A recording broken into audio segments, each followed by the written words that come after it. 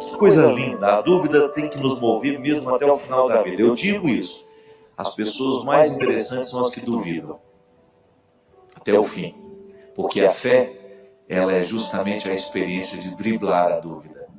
Se você tivesse certeza, não haveria necessidade de fé. Então, dúvidas fazem parte do contexto da fé. Curioso, vai logo aí. Vamos lá, Isso. está curioso. Padre Fábio, são duas passagens evangélicas. Sou leitor assíduo da Bíblia. E a primeira pergunta que faço: Jesus realmente teve irmãos?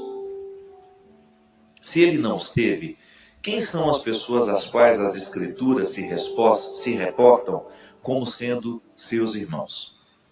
A segunda é: o apóstolo Paulo de fato caiu do cavalo? Ou apenas trata-se de uma expressão em sentido figurado? Obrigado por tudo quanto minha família e eu já aprendemos com suas palestras e pelo muito que certamente ainda aprenderemos. Com meu abraço e meu carinho, antecipo-lhe agradecimentos pela resposta, Aristeia. É o jeito de falar elegante, né? Você viu? Ô, dona Aristeia, muito obrigado mesmo. Que satisfação. Me sinto até, né, lisonjeado em ter a participação aqui. Vamos primeiro à pergunta, né? Quando a senhora pergunta se Jesus teve irmãos, se não teve, quem são aquelas pessoas que estavam ali? Isso é uma questão de linguagem. Lá na faculdade a gente aprendeu, dona Aristeia, que essa língua em que foi escrito o texto sagrado, ela é muito rica em verbos, mas é muito pobre em substantivo.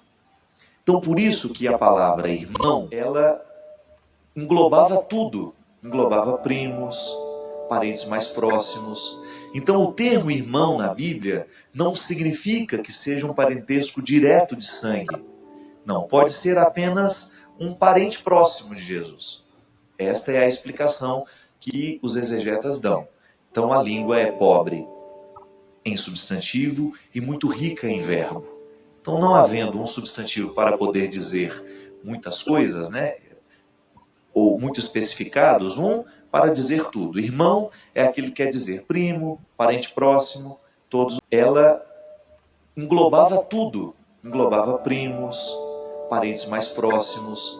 Então, o termo irmão na Bíblia não significa que seja um parentesco direto de sangue. Não, pode ser apenas um parente próximo de Jesus. Esta é a explicação que os exegetas dão. Então, a língua é pobre em substantivo e muito rica em verbo. Então, não havendo um substantivo para poder dizer muitas coisas, né, usados dentro do mesmo contexto. Quanto à queda do cavalo de São Paulo, a senhora tem razão em dizer, em trazer isso para a questão do sentido figurado. Porque para nós não é importante saber se Paulo caiu ou não do cavalo. Para nós importa o que sugere a cena. Foi justamente um momento em que tudo que ele cria, tudo aquilo que era a postura de vida, né, de Paulo, veio por terra. E a expressão dele cair do cavalo ou não, não importa. Tanto a senhora pode acreditar que foi uma queda concreta, foi uma queda real, ela pode trabalhar a partir da hipótese de que isso é apenas para figurar um sentido maior. Na verdade, a Sagrada Escritura, ela precisa o tempo todo passar pela experiência de não ser compreendida ao pé da letra. Ela sugere, ela está sugerindo um contexto de mudança, aqui neste caso, na experiência de Paulo. Eu queria aproveitar para dar uma dica. Posso? Claro, claro. Uma vez, meditando sobre esta palavra, eu achei bom perguntar para nosso Senhor sobre o significado desta palavra. E a dica justamente é essa. Quando você tiver dúvidas sobre a palavra de Deus, experimente rezar com ela e perguntar ao Espírito Santo, grande amigo de nossas almas, para nos esclarecer sobre aquilo que a gente está buscando encontrar na palavra de Deus. Porque eu me lembrei que quando eu fui rezar sobre esta famosa queda de São Paulo do cavalo, rezando, me reportando a Deus e procurando entender, o Espírito Santo me falou lá no coração que não basta cair do cavalo. Que não era o mais importante cair do cavalo. Aí eu corri na palavra de Deus ali para ver um pouquinho o que aconteceu com Paulo depois.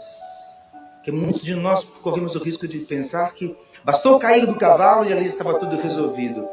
Não, Paulo perdeu visão, Paulo precisou passar um bom tempo para poder dar e para poder ter possibilidades de não somente se recuperando, mas de dar uma resposta àquilo que tinha acontecido. Paulo precisou, na sua arrogância, deixar-se conduzir por um Ananias. Então eu entendi que não basta cair do cavalo. E quantos de nós ficamos na queda do cavalo, imaginando que ali já aconteceu tudo que tinha a acontecer com a gente ou com as outras pessoas. Mas a dica, na verdade, é essa. Sobre essas dúvidas da palavra de Deus, experimentemos transformar em oração. É preciso rezar com a palavra de Deus. Importantíssimo buscar que nós continuemos a nos perguntar sobre a palavra de Deus, mas rezar com ela. Quando a gente tem dúvida, seremos muito surpreendidos pela força viva que de fato. E justamente, e o caráter figurado, né, das passagens é ele que segura justamente a experiência mística. A experiência mística não sobrevive de discursos racionais. Pode observar. O discurso racional é apenas uma ponte para a experiência mística. Porque se você vai ler os místicos, você vai ver que eles dizem coisas que são bonitas, mas que nem sempre têm sentido. É engraçado isso. Quando a beleza, ela não carece de uma lógica. É bonito, pronto, acabou. É como a gente querer dar razão ao porquê da gente gostar de alguma coisa, né? Então, a experiência mística, e nisso já está o contexto da oração, ela desperta justamente daquilo que você não compreende, mas que ao mesmo tempo que causa um impacto em você. A palavra não é para ser dissecada, né? Ela não é um manual de receita, não. A palavra é viva e por isso que ela sobrevive no tempo, pela carga mística que está condensada nas histórias que estão ali. Sempre digo, é o que sugere, é aquilo que se desdobra, é o que vem depois do texto, são as reticências, né? Não para na palavra, mas ela sugere uma postura.